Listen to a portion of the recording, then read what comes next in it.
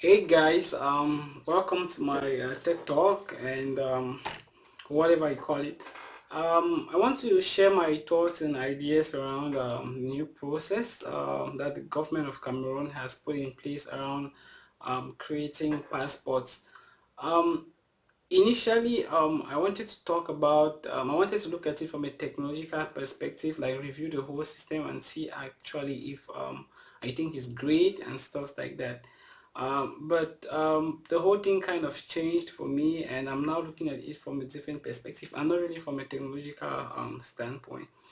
So when the whole project started, I kind of had one fear, and that fear was basically that the government, as we know it, with its history, is going to probably not get this done properly. For example, they are going to hire a bunch of people, a bunch of or a certain company using a process that is not transparent, and these people are not going to be that competent, and they are going to do really bad work. We have seen this before. It's not new. Remember when the government was about to implement the phone tax?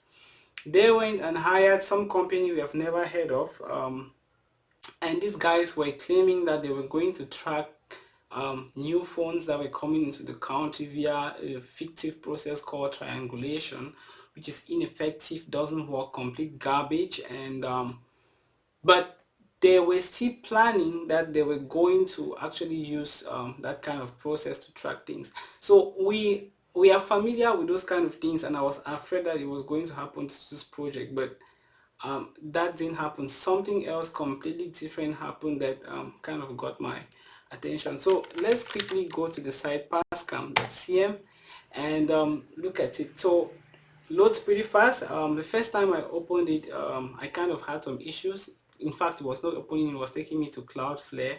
That's because at the time they had not really put in place maybe a lot of load balancers or something, or maybe there were just a lot of people than they expected visiting it. But of course, like I said, that's not my focus in this particular review or TED Talk, whatever. So of course, I'm going to switch it to English. When I opened the site, I tried to go through the process, and the first thing that came up was the terms and conditions.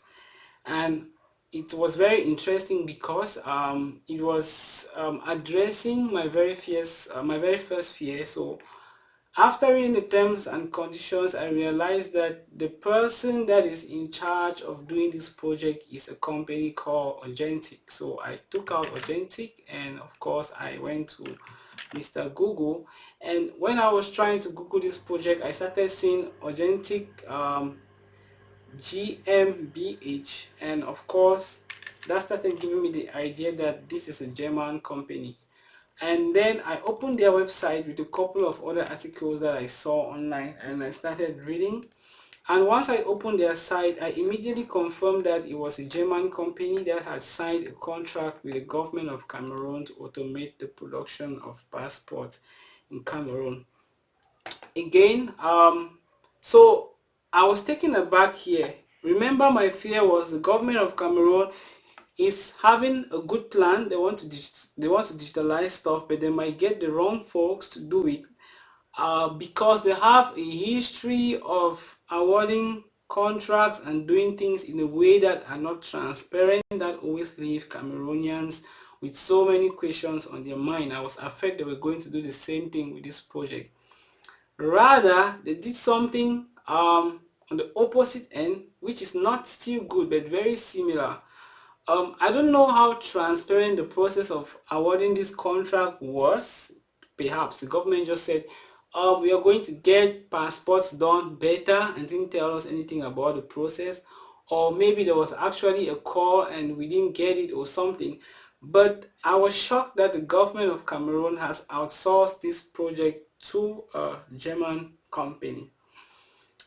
I began to ask myself, like, why is the government outsourcing a very simple and basic project to a German company to basically do what says that they are having a 10-year build, operate and transfer contract, a board contract. Basically what the government of Cameroon is very fond of doing You go and get folks, they come and do something for you. You don't even know how they're doing it. They operate it, means they control it for a while, and then they give it to you, probably when it's old and still, when you should be thinking of building a new one or reconstructing something way better. They're giving it to you so that Cameroonians should start suffering again. We have seen these patterns a lot. They do with stadiums. They borrow money and build stadiums. Like they borrow money maybe from Russia. They hire Russians to come and build a stadium, and we got to pay back the money. They have a seaport or something that we're working on, and the Chinese government has to build a seaport and operate it for 50 years and give it to us later because it's a loan or something. We have this cycle recurring or appearing in many places. Recently, I saw Josh Munang talking about how CRTV is in the process of kind of doing some modernization in their studio in preparation of the AFCON. But one thing that also caught my attention was the fact that he pointed out that the people that were doing that modernization inside the CRTV headquarters were white. And then it leaves me with the question, Cameroon government that has been claiming that we have elite schools like INAM that trains elites, we have National Polytechnic that trains engineering elites, and a whole lot of other schools that the government has put in place. Where are all of these engineers going to? What are they doing? Why can't we handle these systems? Why can't we handle a simple scheduling system? Because of course this system that we have online is just a scheduling system, which is part of the bigger process that is going on there. What basically happens is it gives you a position in a queue for you to come to an enrollment center, and I'm going to get to the aspect of enrollment centers a little bit later. So it's basically a scheduling system. They have taken out the lines from their various centers where we go to produce to request for passports, and it's a good thing because it saves times for Cameroonians, and it saves Cameroonians their mental health because there's no middleman. There are no criminals and corrupt people who are in these offices and around these offices asking for middleman fees, scamming people, duping people, and making the process difficult. So now it's very good because Cameroonians will not be duped, and the government is not going to lose money because the money for passports is going to be transparently collected by the digital system. So that's the good aspect of the whole scheduling process. But again, it's still a simple process. If the process of awarding this contract was open and transparent, there are lots of Cameroonian companies, Cameroonian experts who can get this thing implemented. We have way more complex systems that are being used in Cameroon by the banks, by companies like Enyo and all the other big guys that were all created by Cameroonians. So I don't understand the rationale behind the government dishing out this kind of contract in a phase like this when we should be on top of our digitization process, because this is a really basic stuff. We should be doing this in this country by ourselves at this point.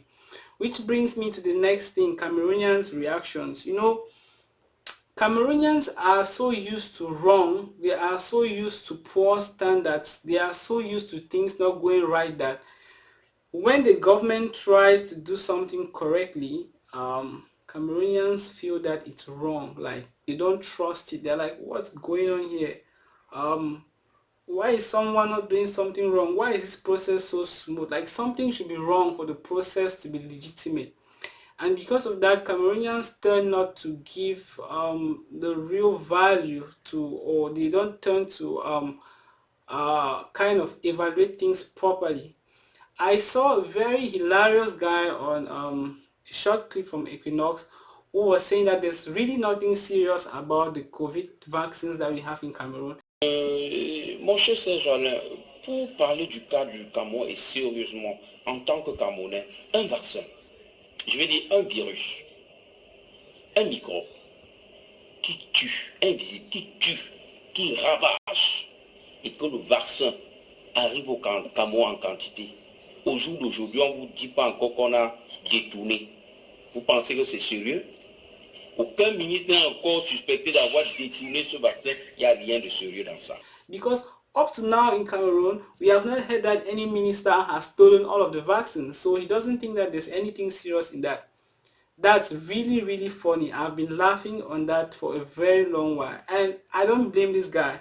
Like, you might ask yourself, for crying out loud, who is going to steal vaccines? But, I mean, the way the government has been behaving, it leads people to believe that they must always do things wrong.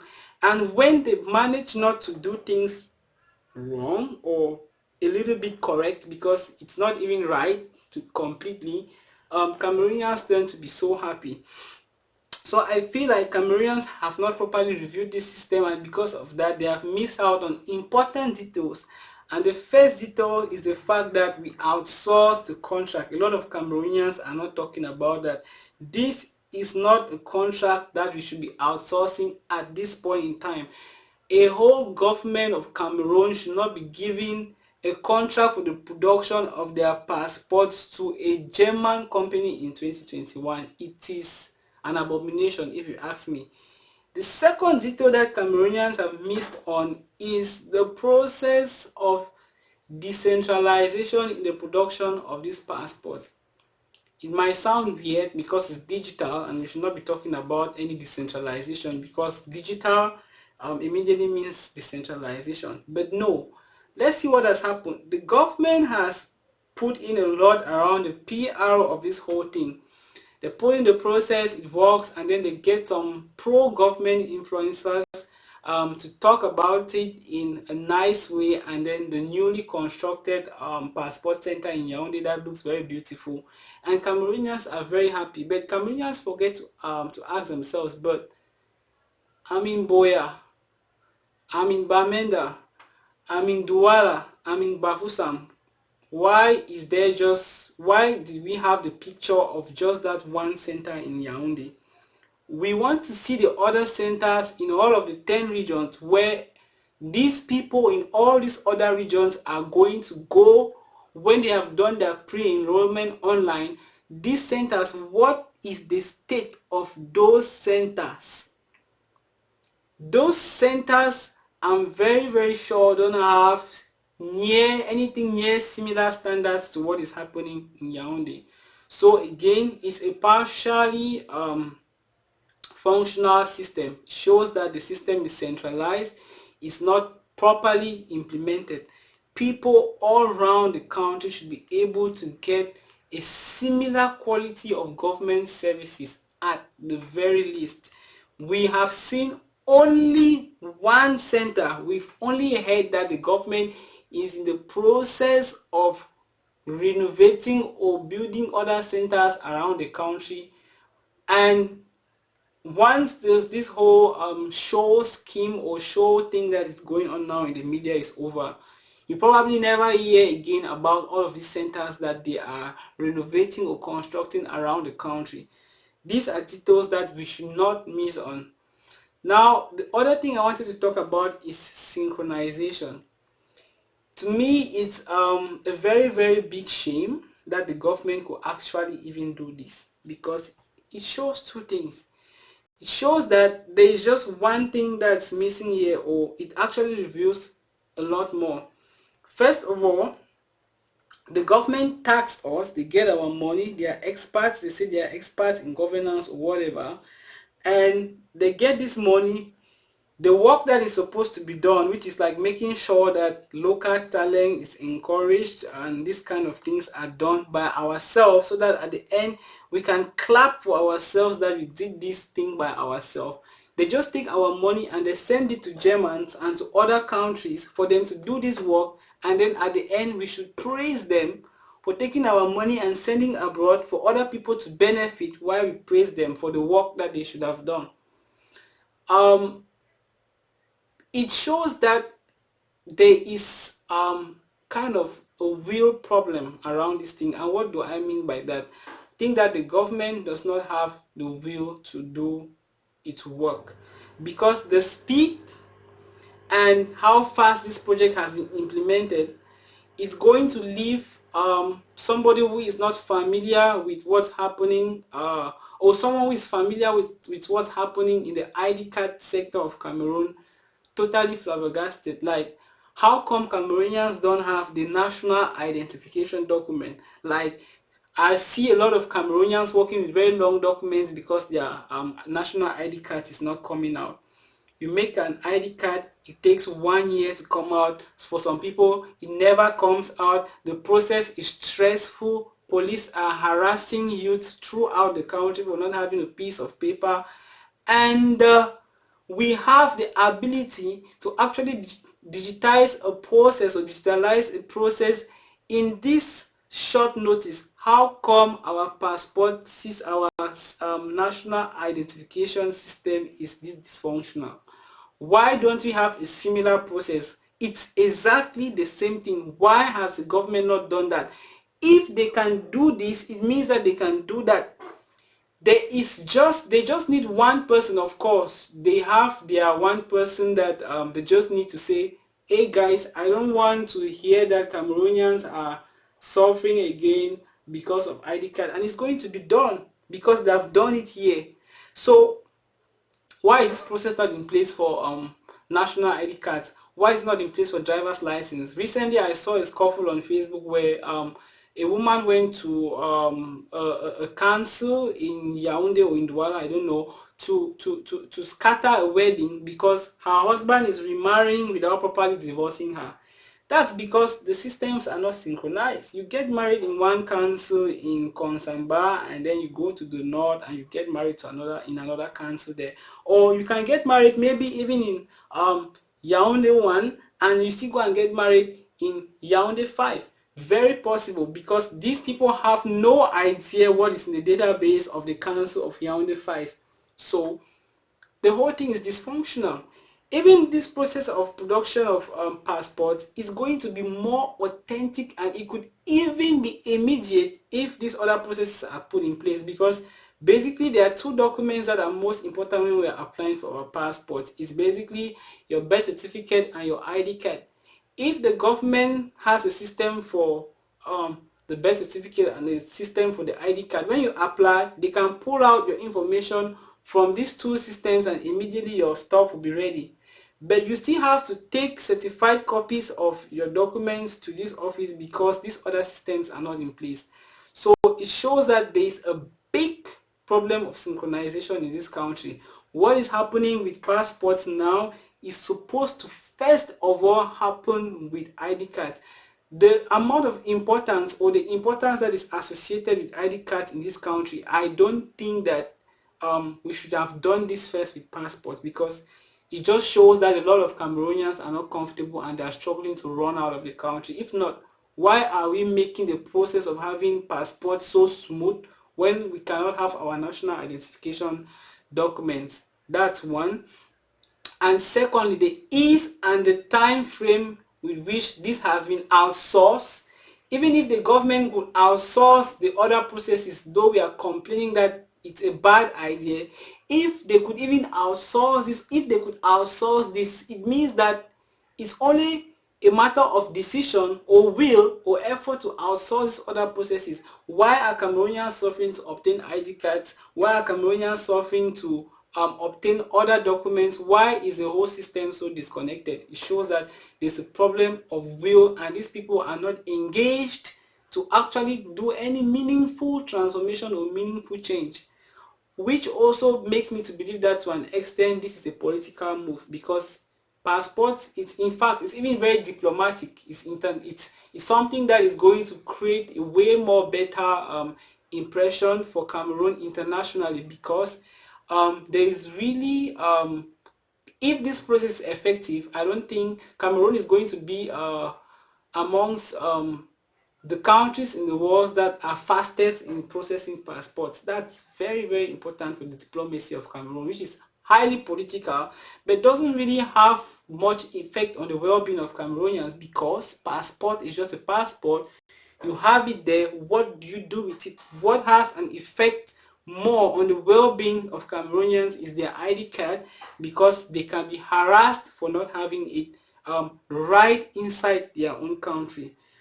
So those are my thoughts and those are my ideas around this whole thing. Let me know what you think.